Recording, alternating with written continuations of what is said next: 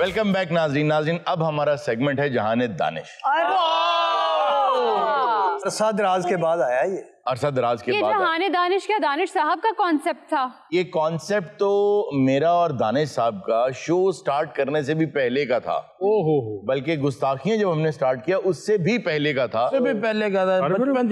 छोटे छोटे 3 पहियां वाली साइकिल चलाते सी उदों दा। दानिश होता क्या है? दानिश देखिए, दुनिया के अंदर जो उलूम है ना, उनकी मुख्तलिफ इक़साम है। कुछ डिडक्टिव नॉलेज है, कुछ नॉलेज है जो अल्लाह ताला ने हमारे अंदर डाल के हमें भेजा है। हंसना, रोना, चीखना, खाना पीना, सांस लेना, ये सब चीजें कोई सिखाता नहीं है। Exactly. ये आपकी जबिल्लत में होती हैं, और जबिल्लत में बहुत सी ऐसी चीजें भी होती हैं कि जो इंसान एक दफा देख ले किसी और को किसी चीज से तकलीफ होती हुई तो वो उससे बचता है। ये आपका मुशाहिदाती इल्म हो गया, डिडक्टिव नॉलेज हो गया। तो जिसके अंदर ये ऑब्जर्वेशन पाई जाए कि वो दूसरों की गलतियों से सीख ले, उसको समझ जाए, फिर उसको अपने दिमाग के अंदर एनालाइज करके उस पर ये फैसला कर ले कि ये चीज ठीक है और ये गलत है, जिस पर चीजों की हकीकत वाज़े हो जाए, जो सिर्फ अपेरेंटली जो नजर आ रहा है उसी को न माने, तो वो दानिशमंद आदमी होता है। कॉमेडी शो है भाईजान, एक गुफ्तगू जड़ी ना ICU च करया करो। लेकिन जहाने दानिश चल रहा है ना। जाने दानिश की है। बताओ जरा सलीम, बताओ जरा। दानिशमंदी जो अकल की बात करता है उसको दानिशमंद कहते हैं। जहाने दानिश की है तो मैंने भी पता है, जड़ा अकलमंदी वाली गल करदा ओनू अकलमंद कहंदे। ते जहानी है, जहान को ही सीखना तू सारा कुछ, तो चुप करके देख। सलीम साहिब, दानिशमंदी का तकाजा ये होता है कि भैंस के आगे बीन नहीं बजाते। ए भैंस नू कोई कट्टा ही मशवरा दे सकदा। मुझे दानिश साहब बहुत बुरा लगा है कि आपने सलीम को बीन का ठीक है, मैंने जड़ा किया वो ठीक किया। सर, क्योंकि दानिश की बात हो रही है तो दुनिया में जो गवर्नेंस पे बड़ी किताबें लिखी गई हैं उनमें से एक अयारे दानिश भी है, जिसका उर्दू तर्जुमा खिरत अफरोज के नाम से मौजूद है। और आपको पता है कि इसका नाम भी एक किताब से ही इंस्पायर होकर रखा गया है। अच्छा। और वो किताब इस वक्त बिल्कुल यहाँ पीछे किताबों में पड़ी है, जहाने दिगर और जहाने दानिश। जी, ये एहसान दानिश साहब थे। ये वो साहब थे जो मजदूर थे, जो स्कूल नहीं गए थे, जो पढ़ नहीं सके थे। जब यूनिवर्सिटी बन रही थी तो उसमें ईंटें लगा रहे थे, और बाद में जब वो यूनिवर्सिटी बन गई तो उसी यूनिवर्सिटी में डॉक्टरेट डिग्री को इन्होंने हेड किया। क्या आज मैंने आगा साहब को ये कहा था जब मैं आया था कि जो आज का आखिरी सेगमेंट है वो इस हवाले से है, जो हम हरकतें करते हैं, जिस तरह का हमने कल्चर डेवलप किया हुआ है, जिस तरह आप हमें ऑन स्क्रीन देखते हैं, हम लोग ऐसे ही रहते हैं, ऑफ कैमरा भी और ऑन कैमरा भी। नहीं, जैसे ही कैमरा बंद होते हैं हम ये नहीं कहते हाँ ओए आगा। तो मैं इनको ये बता रहा था कि जो हमने कल्चर डेवलप किया है ना, इसी कल्चर के हवाले से मैं एक बात लेकर आया हूँ। वो बात मैं चाहता हूँ कि सब लोग गौर से सुने।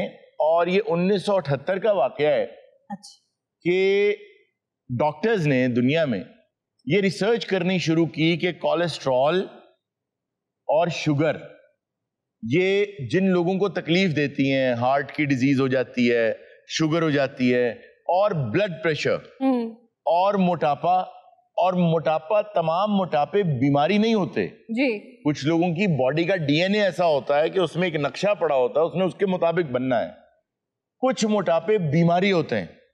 अच्छा, ये तमाम जो बीमारियां हैं ये किन चीजों से लगती हैं और इनका इलाज क्या है, ये दरियाफ्त करने के लिए ओहायो स्टेट यूनिवर्सिटी अमेरिका की, उसने इस रिसर्च को फंड किया।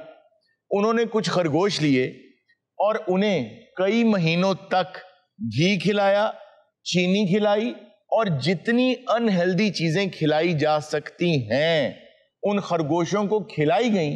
वो इसलिए कि इनको ये बीमारियां हो जाएं और फिर हम उस पर रिसर्च करके उसका इलाज दरियाफ्त करें। तो मैंने कहना मैंने डेंगी होया ते ये चीज़ां खांदा रहा। तू नक्शा आप बनया है या किसी को बनवाया? और सर आगा साहब इतने सीनियर आदमी है, खरगोश और चूहे का फर्क नहीं पता इन्हें। हुआ ये कि जो खरगोश थे जिनको अनहेल्दी डाइट दी गई सब बीमार हो गए। एक बंच था उनका, वो बीमार नहीं हुआ। बड़े परेशान हुए कि इन पर खास तौर पे असर क्यों नहीं हुआ। या नहीं खांदा रहा या किसी ने बेचता रहा। انہوں نے دوبارہ اس ریسرچ کو ریپیٹ کیا مختلف ریبٹس کے اوپر. ان ریبٹس میں سے بھی جو ایک بنچ تھا اس پر کوئی اثر نہیں ہوا. کیوں؟ انہوں نے کہا کیا وجہ ہے؟ تو انہوں نے دیکھا کہ پچھلی بار بھی جو یہ 20 ریبٹس تھے نا, ان کے اوپر ایک ہی ڈاکٹر تھی جو ان کو کھانا کھلا رہی تھی. اس بار بھی اسی کا بنچ بیمار نہیں ہوا. انہوں نے جب پروٹوکولز چیک کیے تو جتنے ڈاکٹرز تھے وہ جاتے تھے, ریبٹ کے کھانا ڈالتے تھے اور آ جاتے تھے. یہ جاتی تھی, پہلے ان سے پیار کرتی تھی, باتیں کرتی تھی, ان کو پیٹ کرتی تھی, ان کا خیال رکھتی تھی, انہیں سینے سے لگاتی تھی, پھر کھانا کھلاتی تھی اور اس کے بعد پیار کر کے انہیں بڑے سکون سے چھوڑ کے آتی تھی. تو فرق صرف اور صرف یہ تھا کہ وہ ان سے محبت کرتی تھی, انہیں ان خوراکوں نے, ان چیزوں نے کوئی اثر نہیں کیا اور وہ ٹھیک رہے, اور یہی انسانوں کے ساتھ بھی. اس سے میں نے یہ نتیجہ نکالا کہ پیزا, برگر, انہیلدی چیزیں صرف تب کھائیں جب آپ کو کوئی پیار کرنے والا ہو. اور اس سے میں نے ایک اور نتیجہ اخذ کیا کہ وہ ڈینگی مچھر نے سلیم صاحب سے بالکل پیار نہیں کیا. اور سلیم صاحب آئندہ بھابی نوں کہنا کہ پہلے پیار دیا گلاں کرے پھر چھتر مارے.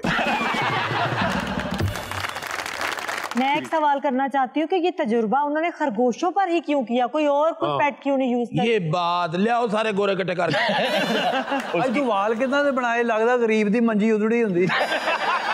میں آپ کے سوال کا جواب دے دوں. اس کی وجہ یہ ہے کہ ہماری باڈی کا جو سٹرکچر ہے, جو ہمارے آرگنز ہیں, جو چیزیں ہیں, وہ تقریباً ملتی جلتی ہیں جس طرح خرگوش کے اندر ہوتی ہیں. اس لیے پڑھائی کے دوران بھی خرگوش کی جو انیٹمی ہے وہ پڑھائی جاتی ہے. بہرحال اس کے بعد پوری دنیا میں اب ڈاکٹرز کیا کرتے ہیں, وہ کہتے ہیں ثبوت لاؤ, صرف فرضی بات نہیں, ثبوت لاؤ.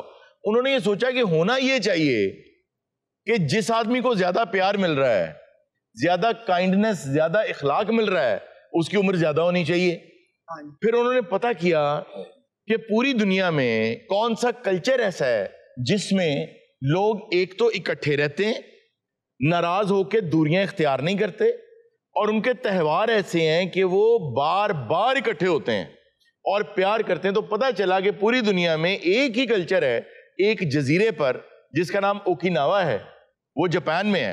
اوکیناوا میں یہ کلچر ہے کہ وہ کائنڈ ہیں, معاف کر دیتے ہیں, غلطیاں دوبارہ نہیں دہراتے, ایک دوسرے کو سینے سے لگاتے ہیں, بار بار جماعت کی شکل میں اکٹھے ہوتے ہیں. تو آج دنیا میں سب سے زیادہ تندرست اور سب سے زیادہ لمبی عمریں اوکیناوا میں ہوتی ہیں کیونکہ وہاں اخلاق سب سے اچھا. تو جڑ کے رہیں, اخلاق کے ساتھ رہیں, محبت کے ساتھ, پیار کے ساتھ رہیں, ایک دوسرے کو سینے سے لگائیں. لیکن آغا صاحب تو سب سے بنا کے رکھنا ہی نہیں چاہتے, پھر کیا کریں؟ سوٹ ولیمے والے تو پا کے آئی. ولیمے کا نہیں ہے, اوبٹن کا ہے. وہ تواڈے گھراں وچ کوئی فنکشن نہیں ہوندا؟ پہلے ہوندے سی, وہ پہلے ہون سارے دوڑ جاندے. آپ کو کیا ہے اس نے کس طرح کا سوٹ پہنا ہوا ہے, آپ کا پرابلم کیا ہے؟ بتائیں نا ذرا. بات تو اس کو ہو رہی. نہیں تو مجھے تکلیف ہوتی. بالکل ہوتی ہے تکلیف. یہ کوئی بات ہے, یہ کوئی طریقہ آپ کے کرنے والی بات ہے. میں آپ کو ایک بات, یہ نہیں ہوگا, یہ اس طرح سے نہیں چلے گا. اگر آپ چاہ رہے ہیں کہ یہ اس طرح سے چل, جس طرح آغا صاحب سلیم صاحب پہ کوئی بات برداشت نہیں کرتے, ویسے بھی میں اپنی ارزا پہ کوئی بات برداشت نہیں کر سکتی. نہیں, یہ باتیں کر رہی ہیں کہ سوٹ انہیں تیرا پایا ہے. ہم دونوں سول سسٹرز ہیں. ہاں نہیں, آپ یہ غلط بات مت کیا کریں آرزو آن ایئر. ٹھیک ہے. آغا صاحب نے کبھی نہیں روکا, آپ سلیم صاحب پہ جتنی مرضی باتیں کریں.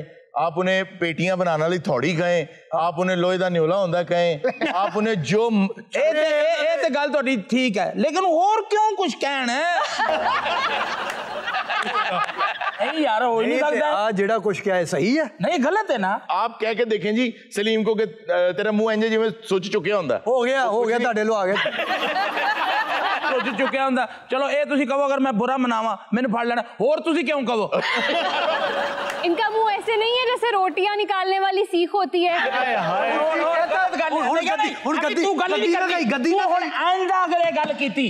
میں تیرے برا پیش آواں گا, بس آخری گل ہے تیری. سلیم دا منہ انج ہے جویں گندی کونی ہوندی ہے. ہن میرے واسطے پرابلم ہے کہ وچوں گل صحیح بھی. آغا صاحب اینجے جویں نیری چ بتک نسی آندے. ہائے ہائے ہائے ہائے. میں نا تیرے وال انجے جویں باندر نے سویٹر ادھڑیا ہوندا. ناظرین, یہ تھا آج کا شو. انشاءاللہ آپ سے ملاقات ہوگی نیکسٹ شو میں. اپنا بہت سا خیال رکھیے گا. اللہ حافظ.